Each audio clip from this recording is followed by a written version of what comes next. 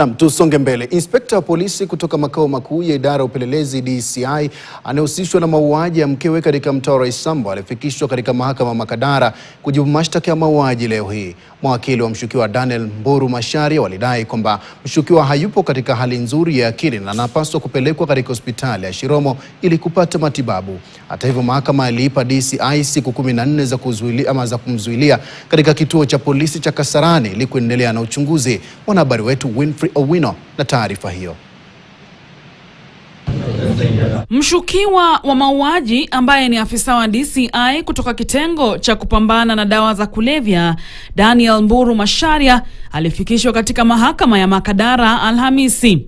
Afisa wa DCI anayeongoza uchunguzi wa mauaji hayo akiambia mahakama kuwa mwili wa marehemu Florence Nyaga ulipatikana nyumbani kwake eneo la Lumumba Drive ukiwa na majeraha.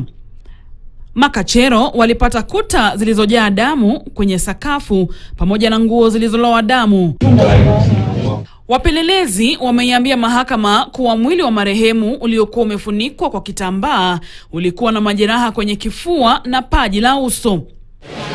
Maafisa wa upelelezi waliambia mahakama kuwa mshukiwa alijisalimisha katika kituo cha polisi cha Naivasha baada ya kubaini kuwa taarifa ya mauaji hayo ilikuwa imeangaziwa na vyombo vya habari. Ombi la kumzuilia mshukiwa lilipingwa vikali na wakili wa mshukiwa.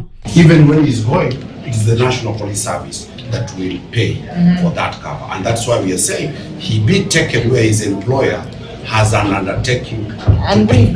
Mahakama iliamuru azuiliwe kwa siku 14 katika kituo cha polisi cha Kasarani akisubiri kufanyiwa tathmini ya afya ya akili. Naam, tuelekee